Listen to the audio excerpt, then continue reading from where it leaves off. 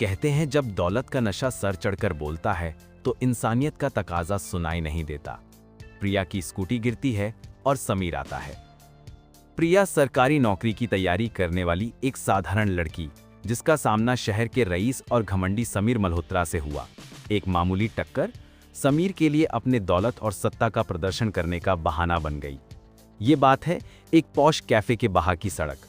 प्रिया अपनी स्कूटी से जा रही है। सामने समीर की चमचमाती स्पोर्ट्स कार अचानक यू टर्न लेती है और उसकी स्कूटी को हल्की टक्कर मार देती है। स्कूटी गिर जाती है और प्रिया के हाथ में थोड़ी खरोंच आती है।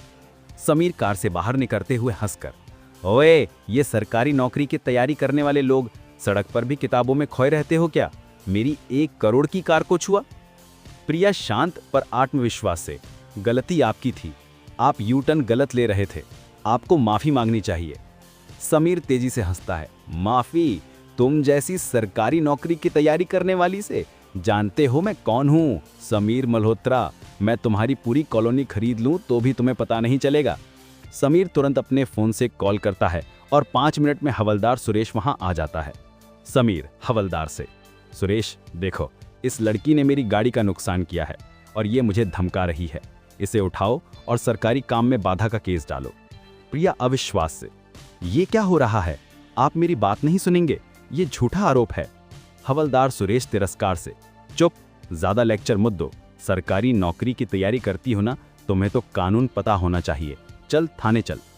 समीर प्रिया का मजाक उड़ाते हुए, देखो तैयारी वाली, तुम्हारी औकात बस थाने की सीढ़ियां चढ़ने की है। मेरे पास इतनी पावर है कि तुम्हारा IPS IAS बनने का सपना इसी FIR के कागज में रद्दी बन जाएगा। तुम्हारी सारी मेहनत बर्बाद। अब रो। समीर और हवलदार प्रिया को जबरदस्ती थाने ले जाने की कोशिश करते हैं। प्रिया आंखों में आंसू लेकिन आवाज में स्टील, ठीक है, मुझे थाने ले चलो, पर याद रखना तुमने एक गलत इंसान को चुना है। प्रिया को थाने ले जाया जाता है। बीच थाने में हवलदार सुरेश प्रिया को एक किनारे बिठा देता है और समीर को चाय पानी पूछता है। समीर हवलदार से, सुरेश, इसे अभी मत छोड़ना, थोड़ी बदतमीजी तो बनती है ना, इसके सपने तोड़ने का मजा आएगा। समीर प्रिया के करीब जाता है। समीर नीची आवाज में, सुनो मैडम, तुम जैसी लड़कियों को मैं बहुत जानता हूँ। तैयारी वैयारी सब ढोंग है। एक रात मेरे साथ गुजार लो, मैं सारे केस हटा दूंगा, और हाँ, तुम्हारी सरकारी नौकरी की टेंशन भी खत्म। प्रिया गुस्से से कांपती है पर शांत रहती है। अपनी हद में रहो समीर। समीर, हद? मैं यहाँ का बॉस हूँ, यहाँ मेरी मर्जी चलती है। बेचारे समीर को क्या पता था कि वह IPS से पंगा ले रहा है। अचानक थाने में तनाव बढ़ जाता है। एक सिपाही भागकर आता है।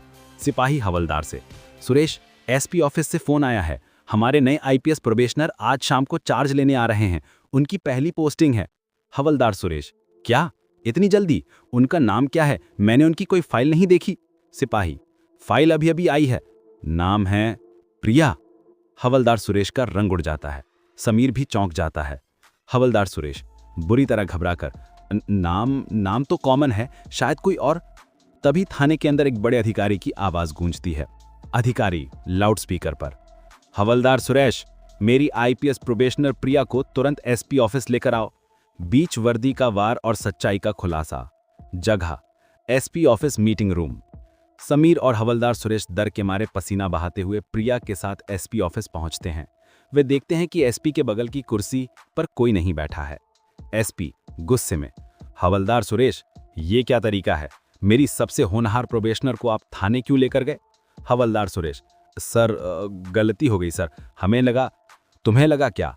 तुम उस लड़की को धमकियां दे रहे थे। क्या ये हमारी पुलिस का काम है? SP प्रिया की तरफ देखते हुए मुस्कुराकर, मिस प्रिया, बैठिए। आपकी पहली रिपोर्ट आपके ही थाने के हवलदार के खिलाफ होगी, ये मैंने कभी नहीं सोचा था। प्रिया अब अपनी कुर्सी पर, यानी SP के बगल की कुर्सी पर बैठती है। वह अपने सादे कपड़ों में भी किसी भी अधिकारी से ज्यादा पावरफुल लग रही है। प्रिया समीर की तरफ देखते हुए, समीर, तुम्हें याद है, तुमने कहा था तुम जैसी तैयारी वाली, और तुम्हारा सपना इस कागज में रद्दी बन जाएगा। प्रिया अपने पर्स से अपना IPS ID कार्ड निकालकर समीर के सामने पटक देती है। प्रिया, मेरा नाम IPS प्रिया है और मेरे सपने को कोई कागज नहीं बल्कि ये वर्दी पूरा करती है। समीर और हवलदार सुरेश सदमे में जम जाते हैं। रोमांचक मोड़ 2, अपमान का बदला।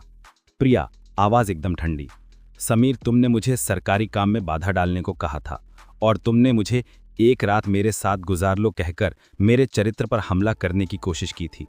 प्रिया तेजी से, अब सुनो, सरकारी काम में बाधा का असली केस तुम्हारे और सुरेश के खिलाफ बनता है और छेड़छाड़ के प्रयास का केस मुझ जैसी एक महिला पुलिस अधिकारी के साथ करने के लिए तुम्हारी जमानत भी नहीं होगी। समीर घुटनों पर गिर जाता है। समीर रोते हुए, प्लीज माफ कर दो, मुझे पता नहीं था, मेरा मतलब। प्रिया समीर को अनदेखा करते हुए हवलदार से, हवलदार सुरेश, तुम्हारी भ्रष्ट आदतें आज खत्म, तुम्हारी वर्दी आज उतारी जाती है। सिपाही से, इसे और इस समीर मल्होत्रा को छेड़छाड़ और सरकारी अधिकारों के दुरुपयोग के आरोप में तुरंत गिरफ्तार करो। समीर को सिपाही खींच कर ले जाते हैं। हवलदार सुरेश कांपते हुए अपनी टोपी उतारता है। आखिरी दस्तखत। जगह एसपी ऑफिस। प्रिया अपनी मेज पर बैठती है। एसपी उनके सामने समीर मल्होत्रा की गिरफ्तारी की एफआईआर और हवलदार सुरेश के निलंबन की फाइल रखते हैं। एसपी गर्व से, वेलकम ऑन बोर्ड प्रिया। प्रिया अपनी कलम उठाती है। गिरफ्तारी के कागज पर दस्तखत करने से पहले प्रिया एक पल के लिए रुकती है। उसे अपनी स्कूटी, अपने हाथों की चोट और समीर के घिनौने बोल याद आते हैं। वह दस्तखत करती है। आईपीएस प्रिया। प्रिया शांत आवाज में खुद से, मैंने आज सिर्फ एक केस साइन नहीं किया, मैंने हर उस लड़की के सपने को साइन किया जिसका घमंड के नाम पर अपमान होता है। वर्दी सिर्फ एक नौकरी नहीं, ये इंसाफ की ताकत है। समीर मल्होत्रा, जो महंगे कपड़े और घड़ी पहनता था, अब एक गंदी कोठरी के फर्श पर बैठा है। उसका घमंड पूरी तरह टूट चुका है। वो लगातार अपनी जेल अधिकारी से बात करने की कोशिश कर रहा है। ऑफिसर, मुझे पता है आप मुझे जानते हैं। मेरे पिता, मैं आपको डबल पैसे दूंगा, बस एक फ़ोन कॉल, एक बार अपने वकील से बात करा दो प्लीज़। जेल अधिकारी ठंडी आवाज़ में, चुपचाप बैठो समीर मल्होत्रा, यहाँ तुम्हारा पैसा नहीं, सिर्फ तुम्हारा अपराध चलता है। तुम्हारे पिता ने 100 कॉल किए हैं पर बेल नहीं मिलेगी। समीर चीख कर, क्यों, ऐसा क्या कर दिया मैंने? वो एक साधारण तैयारी वाली लड़की थी। जेल अधिकारी समीर के पास आते हुए आवाज में सख्ती से, वो अब तैयारी वाली लड़की नहीं है, वो अब आईपीएस प्रिया मैम है। और हाँ, छेड़छाड़ का केस उन्होंने खुद दर्ज किया है, जो आसानी से हटता नहीं। आज रात तुम्हें जमीन पर ही सोना होगा। तुम्हारी सारी औकात आज इसी मिट्टी में है। समीर दीवार से टिककर रोने लगता है। उसे पहली बार अपनी सत्ता और दौलत की बेबसी महसूस होती है। आईपीएस प्रिया, मीरा बिजनेस पार्टनर और एक नया हवलदार। जगह एसपी ऑफिस में आईपीएस प्रिया का नया साफ सुथरा कार्यालय। अगली सुबह आईपीएस प्रिया अपनी चमकदार वर्दी में अपनी नई कुर्सी पर बैठी हैं। उनका चेहरा शांत और आत्मविश्वास से भरा है। मीरा, जो उसकी पुरानी पार्टनर थी, या यहाँ पर उसकी पुरानी दोस्त, उससे मिलने आती है। प्रिया, तुम्हें इस वर्दी में देखकर मुझे हमेशा पता था कि तुम एक दिन जरूर बनोगी, पर इतनी जल्दी।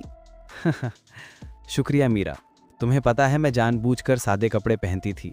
मैं देखना चाहती थी कि समाज एक तैयारी करने वाली लड़की के साथ कैसा व्यवहार करता है। समीर ने मुझे एक बड़ा सबक दिया कि समाज को बदलने के लिए पावर की नहीं, हिम्मत की ज़रूरत है। और तुमने उस हिम्मत को वर्दी के साथ पा लिया। नहीं, मैंने अपनी शुरुआत को नहीं भूला। ये स्कूटी की चाबी मुझे याद दिलाती है कि मैं कहाँ से आई हूँ। और हाँ, मैंने हवलदार सुरेश के परिवार के लिए चैरिटी से थोड़ी मदद भेजी है। उसे सज़ा ज़रूर मिलेगी, पर उसके परिवार को नहीं मिलनी चाहिए। वर्दी सज़ा देने के लिए नहीं, सुधारने के लिए होती है। प्रिया का ये मानवीय पक्ष उसकी महानता को दर्शाता है। आईपीएस प्रिया, एक नया ईमानदार हवलदार, सड़क पर लोग। जगह वही सड़क जहां समीर ने उसका अपमान किया था। आईपीएस प्रिया अब अपनी सरकारी जीप में पूरे प्रोटोकॉल के साथ उसी सड़क से गुजर रही हैं जहां 2 दिन पहले उनका अपमान हुआ था। उनके बगल में एक नया ईमानदार हवलदार बैठा है। मैम, यहाँ हमेशा जाम रहता था, आज सब लोग आपको देखकर खुद ही किनारे हो गए। प्रिया खिड़की से बाहर देखती है। लोग जो कल तमाशा देख रहे थे, आज सम्मान में खड़े हैं। ये डर नहीं है हवलदार, ये विश्वास है। उन्हें विश्वास है कि अब इस सड़क पर किसी अमीरजादे का घमंड नहीं, बल्कि कानून की ताकत चलेगी। प्रिया की जीप उसी जगह पर पहुंचती है जहां उसकी स्कूटी गिरी थी। वो एक पल रुकती है और फिर आगे बढ़ जाती है। उस दिन आईपीएस प्रिया ने सिर्फ अपने लिए इंसाफ नहीं पाया, बल्कि समाज के उस हर सपने को आवाज दी जिसे सत्ता और दौलत ने कुचलने की कोशिश की थी। ये जीत वर्दी की नहीं थी, ये जीत नीयत की थी।